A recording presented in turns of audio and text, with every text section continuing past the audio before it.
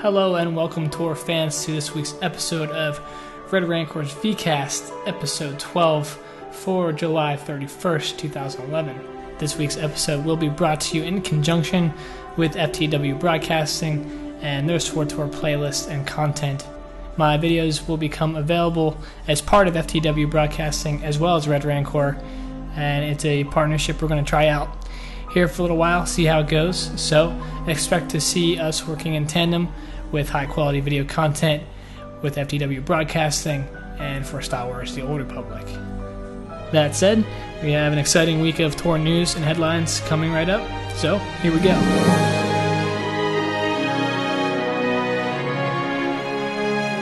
In this week's Facebook screenshot of the week for July 28th, we had a screenshot from the Esseles Flashpoint for the Republic side, and it was described as, quote, "A group of Republic heroes consults with the commanding officer of the Esseles after the ship comes under attack from an Imperial aggressor," unquote.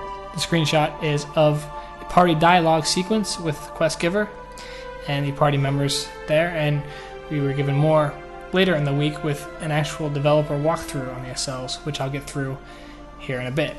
Electronic Arts held their Q1 2012 earnings conference call this week on July 26th, where they gave their investors a handle on what the pre-orders are looking like for Star Wars The Old Republic and a little bit more information on when the ship date will be. John Riccitiello was quoted for talking about how their internal judgment shows that there will be double-digit millions of subscribers for Star Wars The Old Republic, which seems to be above and beyond maybe what they had anticipated before.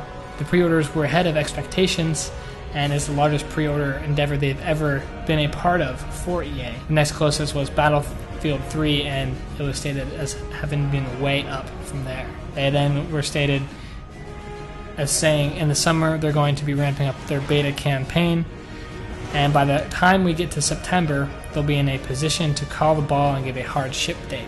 So basically what they're saying here is the beta test weekends in September will be ramping up and more testers will be invited for that testing phase. It looks like after the beta testing in September, they'll be able to determine their hard ship date probably sometime in October, then they'll be able to give the release date for the release date, and the release date will likely then be sometime in November.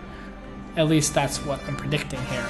So this is good news, so we don't have to wait the whole way to December unless the game gets pushed back. Again, this is all tentative. Nothing is actually announced here except for Holiday 2011. So don't take my word for it, but I'm just giving you my common sense prediction.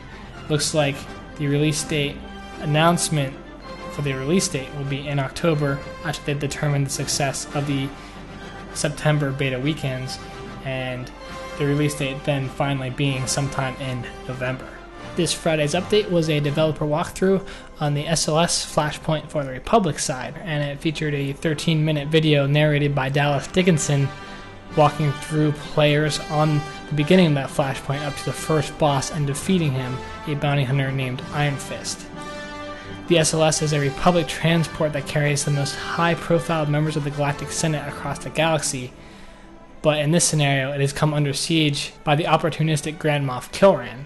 Dallas Dickinson walks us through all of the player decisions up into that first boss fight, including a dark side choice, which has a pretty decent impact on other NPC characters in the Flashpoint. In fact, the dark side choice, you get to watch them all die, basically. So I found the most interesting thing in the video is actually the music driving the dialogue, whether it was actually edited to fit the video or whether that was actually the music that occurs in sync with the cinematic cutscenes and dialogue. I'd be interested to see, because it seemed to fit really well and drive the emotion of what was going on, especially during the dark side choices. I also noticed the gameplay looks a lot crisp and cleaner, as well as the graphics and animations, and it does appear that this game is getting very close to a final polished stage. In other news, Red Rancor was featured on FTW Broadcasting's SWTOR FTW segment, recorded by the one and only AWOL. It is a community highlight video that highlights other fan sites and fan content for Star Wars The Old Republic. AWOL produces some of the best Star Wars The Old Republic videos on the web, and you can find him on his YouTube channel on www.youtube.com/user/FTWBROADCASTING. And he's included full class walkthroughs on the Sith Inquisitor, Trooper, Sith Warrior, and Jedi Knight, plus a host of other great SWTOR content. So make sure you guys check him out. I'll be hosting content on FTW Broadcasting as well, so if you guys want to get a huge dose of SWTOR video, you'll have one place you need to go. And finally, Red Rancor is opening up its own Ventrilo server. We just opened it up today, and you guys can visit it and check it out. I'll be answering questions from the mailbag that don't make it into this VCast on our Ventrilo server, which you can find at redrancor.darkstarvent.com, port 3933. It will soon be incorporated on the Red Rancor site itself, and I'll incorporate a link here in the show notes and in the video as well for you guys to check out and have an easy way to find it. So I look forward to talking to you guys on Red Rancor's new event server. And with that, we'll move on to the topic of the week.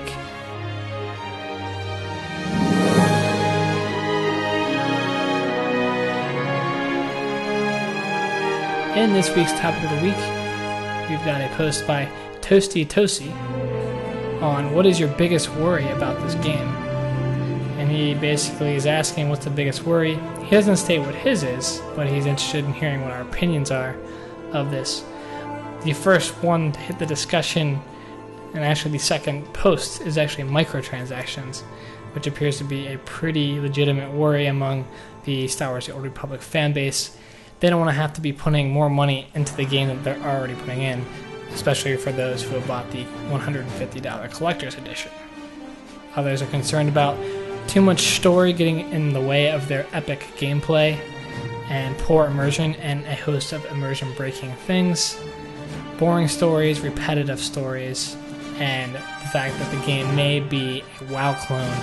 Others are scared of bad PvP, not enough endgame content, the constant nerfing and buffing of classes in order to balance them, and some are even afraid of not having enough subscribers to this game. I can tell you, I don't think that will be a problem at all. As far as subscribers go, I think SWTOR will have plenty of it. My own worry for the game is likely community-based, in that I don't want the rampant elitism that plagued WoW to become a huge part of SWTOR, and I would very much like to see a community that's more driven by people who are more willing to help each other, answer their questions simply in general chat, or join up in group and help a new guy do a quest, and very simple type stuff instead of flaming them for not going and looking it up on a website to figure it out first. As far as we know, there is no sort of promotion system for good group conduct or for helping out another individual in questing or some other aspect of the game. We do know that in PvP you can be promoted and given more points based upon your performance, but that's a little bit different. May not necessarily go against the elitism type argument. I'm not totally against elitism. I guess elitists are needed for the raiding atmosphere and for driving the game and making the game difficult and compelling, but too many of them leads to that whole mentality becoming part of the game, mostly as it did in World of Warcraft. So I'm looking to avoid that in Star Wars: The Old Republic and start on a clean slate and have a community that is willing to help each other, and the only way to do that is for them to have some sort of benefit to do so, and not to be an elitist, and to ignore the people and put them down, flame them for not going out and knowing stuff or being new to the game. That being said, I'd like to hear what you guys think. What are your biggest fears for this game? Do you think microtransactions will be a problem? Are you afraid of the stories getting repetitive or having to play through them multiple times? Do you think the story will get in the way of your gameplay? I want to know. So make sure you find this week's topic of the week on the Red Rancor forums. Let us know what your biggest worry about the game is, and maybe we can even talk about it on our new event server. And with that, that ends our topic of the week section. For this week, we'll go ahead and move on to this week's mailbag section. That'll end part 1 of this week's VCast episode. Click on the link to access part 2.